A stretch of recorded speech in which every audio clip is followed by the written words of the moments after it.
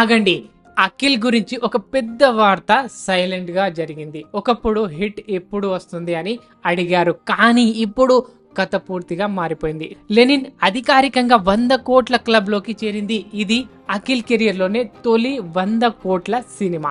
కానీ ఈ ప్రయాణం ఇంత ఈజీ కాదు. మొదటి 3 రోజుల్లో 61.1 క్రోర్స్ గ్రాస్, 10 రోజుల్లో 88 కోట్లు, ఆ తర్వాత మరో కీలక అడుగు చివరకు 100 కోట్ల మార్క్. ఇంకో ఆసక్తికరమైన విషయం, గతేడాది వచ్చిన నాగ చైతన్య తండేల్తో 100 కోట్లు క్లబ్ లోకి చేరాడు.